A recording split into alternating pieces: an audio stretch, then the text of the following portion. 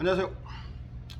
할아버지 예천 알리TV를 운영하고 있는 저는 예천군 주민입니다. 오늘은 2022년 4월 28일 목요일 오후 4시를 지나고 있는 시간입니다. 저 알리TV 예천 주민, 작년 2021년 3월 5일부터 예천 군민 여러분들과 함께 영상을 공유하기 시작했습니다. 첫 시작은 민선 7기 군정 운영에 대한 굉장한 신랄한 비판으로 시작을 했습니다. 그런 흐름 가운데서 김상동 예비 후보자님의 공약 사항들을 하나하나 따져가며 직접적인 인터뷰를 통해서도 또 비판을 한 적이 있습니다. 자, 토요일, 일요일, 내일 모레죠. 본선거 6월 1일 6일 지자체장 선거 이전에 후보는 두 분밖에 없습니다. 김학동 예비 후보자님과 김상동 예비 후보자님 두 분 다 국민의힘 경선을 두고 있기 때문에 어쩌면 이 국민의힘 경선 공천권을 누가 가지고 가느냐에 따라서 6일 지자체장 예천 민선 8기 군수 선정이 될 수도 있다라는 느낌이 들기 때문에 이쪽 저쪽 이런저런 오해를 제가 받기 싫어서 여러분들과 함께 공유를 합니다. 김학동 예비 후보자님 민선 8기 군수로서 재선에 성공하시길 기원 드립니다. 응원합니다. 지지합니다. 자, 김상동 예비 후보자님께서는 필승을 기원 드리겠습니다. 자, 제가 김학동 예비 후보자님을 지지하는 이유는 무엇이냐? 자, 끝까지 시청을 해주십시오. 그리고 부탁드립니다. 알리TV 예천주민 제가 미워서 김학동 군수님의 지지를 철회하는 경우는 정말 없었으면 좋겠습니다. 제가 싫어서 제가 밉상이라 김학동 군수님의 지지를 철회하지는 말아주십시오. 끝까지 제가 왜 지지를 하는지에 대해서 영상을 끝까지 시청해 주십시오. 자, 여러분 이게 무엇인지 아십니까? 김학동 군수님께서 서울에서 학원 사업을 이제 정리를 하고 2009년도에 이 책을 출간을 하였습니다. 그러면 2010년도에 예천 군수직에 첫 도전을 했으니까 2009년에 이 책이 출간되었다고 하면 학원 사업을 정리를 하면서 자기 고향인 예천군에 내려와서 군수직을 하면서 예천을 비약한 발전을 시키겠다라는 마음을 먹고 나서 이 책을 집필을 시작을 한 것 같아요. 자, 현 군정에 대한 제가 비판도 했었고 김상동 예비 후보자님에 대한 생각이나 공약 사항들에 대해서도 저는 좀 자세하게 관심을 가지고 살펴보았습니다. 부족하지만 미약한 저이지만 제 생각을 들어보시고 여러분들이 올바른 판단을 하시길 바라겠습니다. 자, 이 책 2009년 11월 달에 출간이 되었습니다. 여기에 신도청에 관한 이야기가 나옵니다. 신도청 시대는 과연 기회가 될 것인가? 경북도청이 안동과 예천 경계지역으로 이전한다는 계획이 발표되면서 지역민들의 기대가 커지고 있다. 도청 이전은 예천군 호명면 일대와 안동시 풍산읍 일대에 들어설 예정이다. 도청이 들어서면 안동과 예천은 새로운 발전의 전기를 맞는 것은 분명하다. 도청과 도 단위의 각종 기관단체가 이전되고 주거공간으로 아파트 단지가 완성되면 인구 10만 명 정도의 새로운 도시가 들어서게 된다. 이렇게 조성된 신도시가 기존의 예천군과 안동시에는 어떤 영향을 미칠까 고민해본다. 이 책이 있습니다. 상생관계로 발전해 나갈 수 있을까? 아니면 기존 도시의 공동화로 더 피폐해지는 것은 아닐까? 아니면 도청 이전을 기회로 획기적인 발전을 이루는 지렛대 효과를 노릴 수는 없는가? 2009년도입니다. 2010년도에 도전을 해서 실패를 했고 2014년도에서도 실패를 했어요. 18년도 이제 초선에 당선이 되었죠. 민선 7기 군수로. 그 10년 전에 쓴 책입니다. 도시의 발전 과정을 보면 인근에 대도시가 있을 경우 도시로서 상생 발전하는 경우도 있지만 작은 지역이 큰 지역의 경제, 사회적으로 흡수되는 것을 흔히 볼 수 있다. 긍정적인 영향을 미칠 것이라고만 생각을 해서는 안 된다. 안동보다는 예천군이 더 걱정이다. 두 도시가 함께 상생 발전할 수 있는 방안을 마련을 해야 하고 특히나 예천군은 호명면 일대에 신도시가 성장을 하게 되면 예천군 원도심에 대한 발전 방안도 대책을 해야 한다 라고 여기에 분명히 적혀져 있습니다. 여러분, 자, 이런 경제구조에서 자칫 잘못하면 작은 지자체가 큰 지자체의 영향권에서 맥을 못 추는 상황을 초래할 수 있다. 도청 이전을 추진하면서 기존 도시의 공동화를 막고 기존 도시와의 상생을 위한 기본적인 방향 설정이 없다면 국토 균형 발전이라는 대의 명분에 큰 차질이 예상된다. 예천의 교육 환경 또한 신도시가 들어서면서 문제가 될 것이다. 1, 2, 3, 4단계 뭐 이렇게 균형적인 발전을 이미 예상을 하신 것 같아요.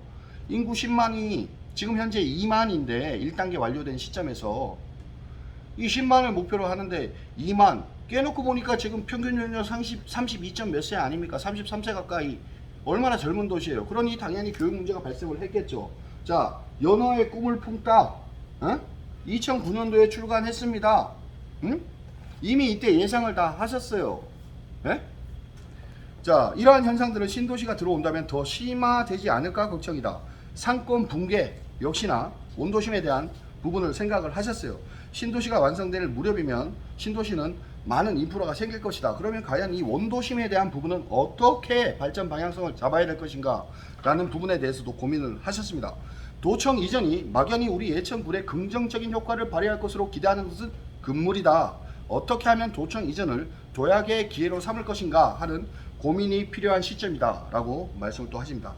자, 신도시가 지금 이렇게 성장을 하게 되면서 뭐 중학교 문제, 도로, 교통 문제 여러 가지 문제들이 발생을 하고 있지 않습니까? 그런데 지금 현재는 1단계 완료 시점입니다.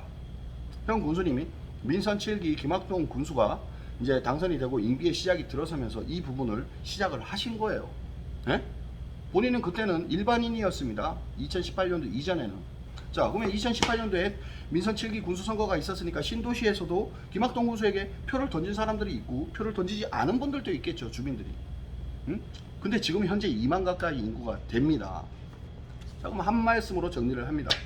2009년도에 이미 자기가 군수, 예천 군수, 내 고향 예천 군에 들어가서 내가 군수를 해야 되겠다, 발전을 시켜야 되겠다라는 생각을 했을 때 이미 이 책에 말을 다 해 놓았습니다. 그것은 바로 변화의 속성 때문에 그렇다. 변화는 서서히 진행되기 때문에 오감을 긴장시키지 않는 자들에게는 보이지 않는다. 그렇죠. 하나하나 단계적으로 나가는 부분들에 대해서 분명히 신도시가 이제 그 진행이 되면 주변에 이제 필요한 부분들이 많아질 거고 불편한 부분들이 많이 이렇게 격동기가 생길 것이다. 뭐 이런 부분 아니겠습니까? 이 페이지 제가 읽어드린 사기치는 거 아닙니다, 여러분. 연어의 꿈을 품다 2009년도에 출간이 된 것 같고요. 초간이 발행이 된 것 같고 261페이지에서부터 보면 내용이 있습니다. 자, 그러면 제가 말씀드리겠습니다. 현 군수님 2018년도에 예천 군수 민선 7기 군수 지자체장 선거에 나오셔가지고 원도심에 대한 공약사항은 무엇이었습니까? 관광도시로 거듭날 수 있도록 또 상권 형성 자체가 운영 자영업자들이 연세가 많아지고 있다, 고령화가 되고 있다. 이분들에 대한 고객들을 이제 돈을 쓸 수 있는 소비를 일으키기 위해서는 예천 원도심은 관광도시로 거듭날 수 있도록 기본적인 인프라 구축을 하겠다 했습니다. 자, 그러면은 관광도시로 거듭나기 위해서는 사람들이 왔을 때 깨끗한 환경, 주차 공간, 또 주변 거리 정화가 있어야 되는 것이죠. 자, 여러분들 도청에 계시는 분들이나 예천읍 면단위에 계시는 분들 한천 다리를 항상 건널 수 있을 거예요. 상거리 남산 쪽에서부터 한천 다리를 건너면서 앞을 한번 내다보십시오. 하늘을 한번 보십시오. 거추장스러웠던 지중화 전선 사업으로 인해서 전선 자체가 깨끗하게 없어졌습니다. 관광객들이 들어왔을 때 80년대, 90년대에 있던 어떤 그런 부분들 어떻게 보면 허느적 전선이 막 고추장스럽게 있었죠.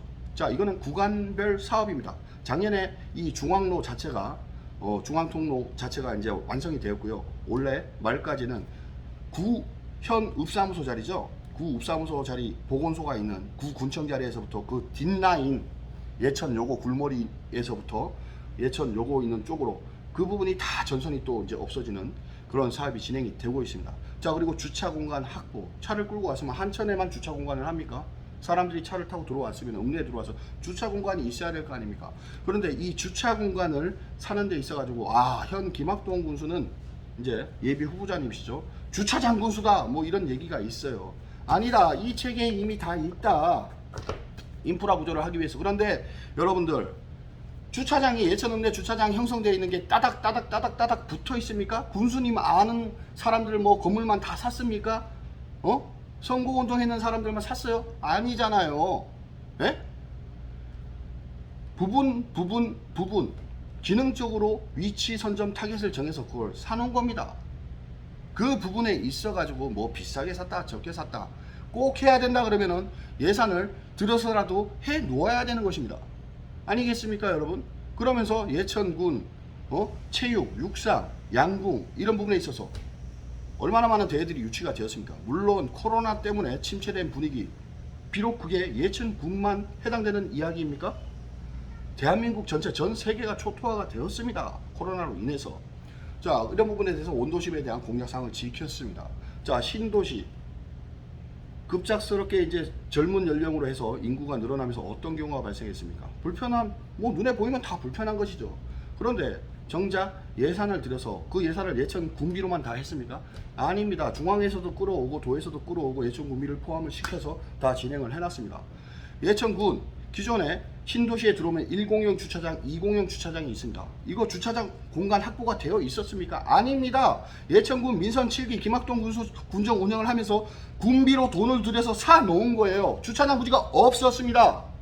군비로 산 겁니다. 1공용, 2공용 주차장 개발 당시에 그렇게 되어 있었습니다. 불과 화장실을 지을 공동 화장실, 공중 화장실을 지을 부지 확보가 안 되어 있었습니다.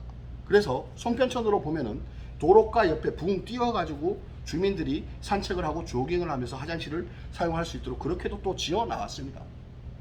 자, 복합 커뮤니티 센터 뭐 200억, 300억 뭐 가까이 들어가는데 지하 주차장이 1층밖에 없어서 주차 공간이 부족하다 뭐 말들이 많습니다. 자, 이 복합 커뮤니티 센터 지금 공사가 진행 중이죠. 이 부분 또한 군비로 산 거예요. 야, 자꾸의 땅을 사냐? 아니죠. 그렇게 생각하면 안 됩니다. 복합 커뮤니티 센터를 지을 부지가 있습니다.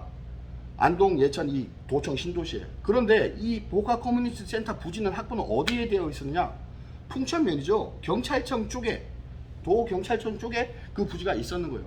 자, 도청, 신도시가 호명면에 인구를 이제 이전을 해오는 사람들이 대부분이죠. 풍천 쪽으로는 도청, 경찰청, 도교육청, 뭐 도의회 이런 기관이 다 들어섰어요.